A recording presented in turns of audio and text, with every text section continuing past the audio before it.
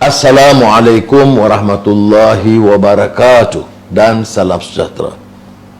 Rakyat Malaysia dikejutkan sekali lagi dalam sidang mahkamah di New York yang melibatkan keterangan bersumpah Timothy Leisner, pengurus utama 1MDB, dalam kes melibatkan Robert Ng, dan menunjukkan bahawa ada kelulusan yang pantas $1 billion dari Malaysia ke luar negara terkait 1MDB diluluskan oleh bank negara melalui proses yang segera kerana tuduhan rasuah di kalangan pegawai-pegawai tinggi bank dan juga mantan Gubernur Tan Sri Zeti Aziz. Saya telah bangkitkan keprihatinan kita tentang penglibatan bank negara dalam skandal 1MDB. Bank negara telah memberi jaminan prosedur yang ketat dipatuhi dan apa saja keterangan yang diperoleh oleh mereka disampaikan kepada badan penguat kuasa. Namun saya percaya kecuaian, kelembaban ini oleh bank negara telah menghakis keyakinan, dan tuduhan yang dilemparkan ini memberikan kesan dan imej yang buruk kepada negara dan rakyatnya. Kita perlu satu bank negara yang dapat mengekalkan integriti yang kukuh yang tidak mungkin dipertikai. Tetapi keterangan Leisner di Mahkamah Amerika Syarikat itu menunjukkan suatu muslihat jaringan yang melibatkan penipuan, jenayah, seks, yang menyebabkan skandal 1MDB itu berterusan bertahun-tahun, ya, melibatkan bank, badan pengawasan, tokoh-tokoh politik, pengurus-pengurus syarikat, dan rakyat dari kelas elit atasan. Saudara-saudari, keterangan Leisner ini menunjukkan bahawa Goldman Sachs, institusi keuangan antarabangsa terkenal itu juga terlibat dalam beberapa pelakuan yang mengejutkan. Dan selama ini kerajaan Malaysia, termasuk Menteri Keuangan Tengku Zafrul, dengan mendabik dada mengatakan bahawa mereka sudah dapat menyelesaikan dengan ganti rugi oleh Goldman Sachs sejak tahun 2020. Tetapi tidak ramai yang yakin, terutama bila terdedahnya keterangan-keterangan baru, bahawa selain dari menyatakan ya, bayaran-bayaran ini hanya untuk menyelamatkan 2-3 orang daripada diperosok di penjara.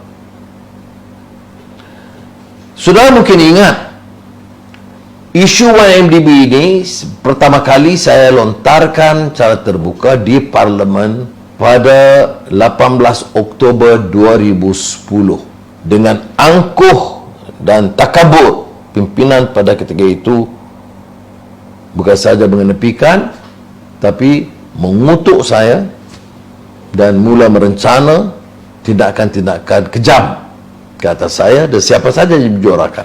Tetapi malangnya 12 tahun kemudian skandal 1MDB masih menghantui negara, beri kesan dan dampak negatif terhadap ekonomi kita, dan merumitkan usaha kita menarik pelaburan asing dan memacu pertumbuhan ekonomi yang meyakinkan. mananya tidak boleh bantu rakyat yang menganggur, graduan yang menganggur, terutama dengan ditambah dengan kemelut pandemik COVID-19. Ada hal lain yang bersangkutan seperti Panama Papers, Pandora Papers, dan baru-baru ini Credit Suisse yang mengeluarkan dokumen, Credit Suisse yang bocor dokumen yang menunjukkan bahawa jenayah keuangan itu berlarutan kerana sistem itu rasuah dan melibatkan tokoh-tokoh besar, sama ada orang politik ataupun pengendali badan-badan diamanahkan oleh negara. Tapi saban hari kita dengar semua pimpinan bicara soal rasuah dan menentang rasuah, tetapi bertindak itu jauh sekali, ya. Orang-orang yang melawankan soal anti rasuah itu juga, kalau lihat keluarga mereka, anak pinak mereka, kroni mereka berbilion-bilion ringgit.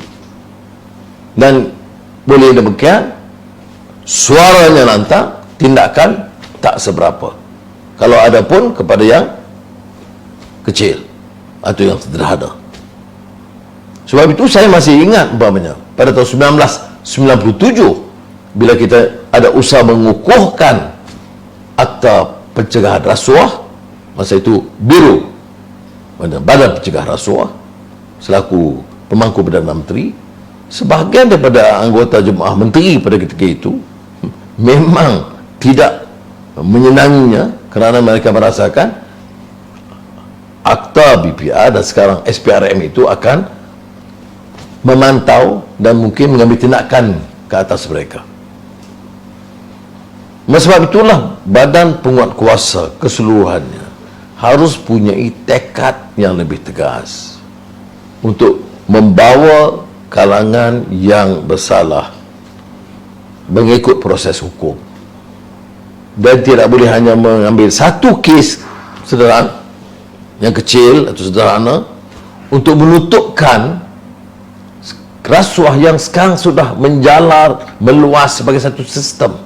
Lihat saja, ya, dia menyerang badan media, badan penguat kuasa, jabatan peguam negara, bank negara, jadi keseluruhannya, dan tokoh politik dan negara di dunia ini tak baca lain melainkan skandal rasuah jelek yang berlaku dalam negara kita.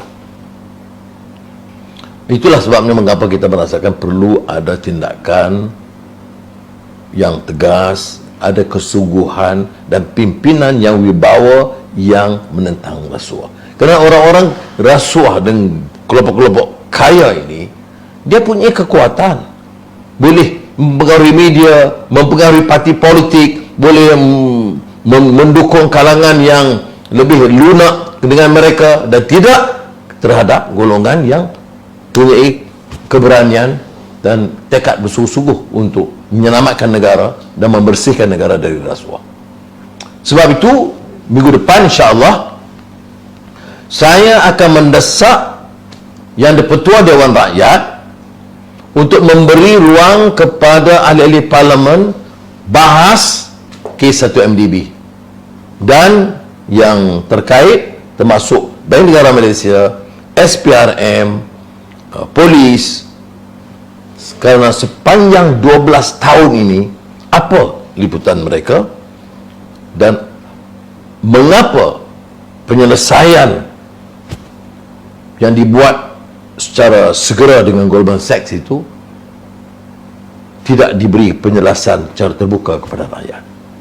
Saya tidak mahu mengandaikan jawapan yang di-Pertua Dewan Rakyat, walaupun selama ini baik Pandora Papers, baik skandal besar-besar suka nak dibahaskan.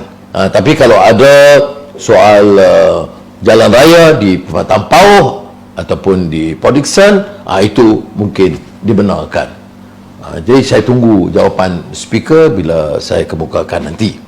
Tapi hal yang kita bicarakan ini hanya sebahagian, walaupun besar, ya, sebahagian daripada rentetan peristiwa dan skandal rasuah yang mencekam negara ini. Umpamanya, kita masih belum tahu laporan Suruhanjaya Security mengenai siasatan terhadap AirAsia dan Airbus dalam kes pertuduhan rasuah.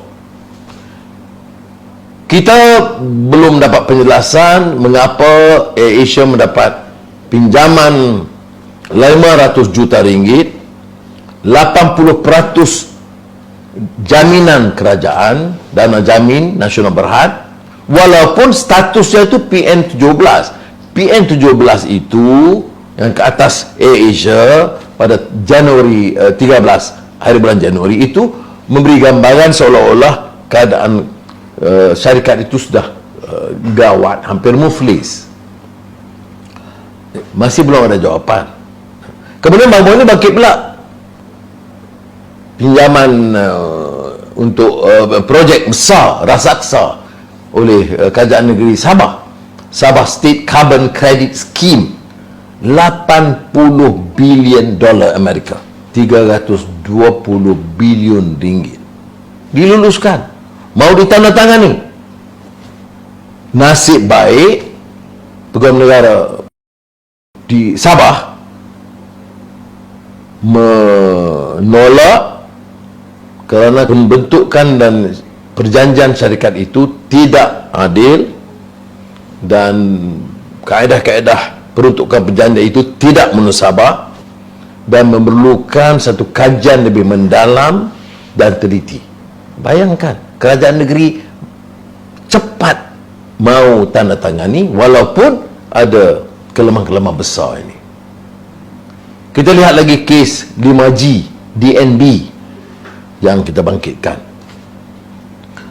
5 duta Eropah telah mohon supaya jangan dibatalkan perjanjian yang telah dibuat dengan Ericsson.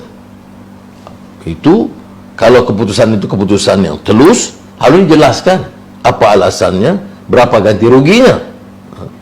Kerana ini bercanggah dengan pendirian telco SWN yang merasakan ada model perniagaan lebih baik. Soalnya sesudah yang saya nak bangkitkan cara kesimpulannya ialah harus ada tekad politik untuk menyelesaikan. Ya. Ada yang menganggap kebanyakan rakyat tidak mungkin tahu teliti, kebanyakan rakyat tidak akan ikuti. Ini sikap angkuh penguasa yang korup, yang menganggap rakyat itu boleh diperbodohkan. Ya.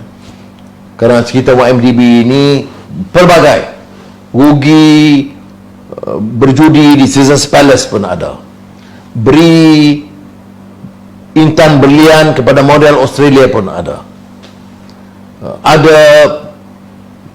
majlis parti mewah di Paris pun ada, ya. Dan semua ini tidak boleh dipertahankan. Ya. Benar dikatakan bahawa masa-masa kerajaan PH ada sedikit sebanyak kecuaian berlaku. Saya tidak nafikan. Ya. Umpamanya ada banyak transaksi ekonomi yang melibatkan tokoh-tokoh yang tercemar dari segi imej mereka sebagai penentang rasuah, kerana mereka itu terkait sama dalam kes YMDB atau sebelumnya di antara orang yang mengawal kekayaan dari negara. Ya. Kemudian ada beberapa tindakan yang baru-baru ini hebat bila melibatkan anak orang kaya jutawan, walaupun kes dadah itu boleh dilonggarkan. Itu harus ada penjelasan, tidak boleh dibiarkan begini. Sebab itu kita tidak ada pilihan selain daripada kembali kepada rakyat, ya, dan doakan Allah SWT kembali kepada rakyat untuk memohon agar mereka mengambil keputusan, memilih orang-orang yang tegas menolak rasuah, orang-orang yang mampu menyelamatkan negara ini daripada kecelaruan yang berlarutan, dan kalangan yang mau menegakkan tata kelola kerajaan yang baik, menegak keadilan dan negara hukum. Terima kasih. Wassalamualaikum warahmatullahi wabarakatuh.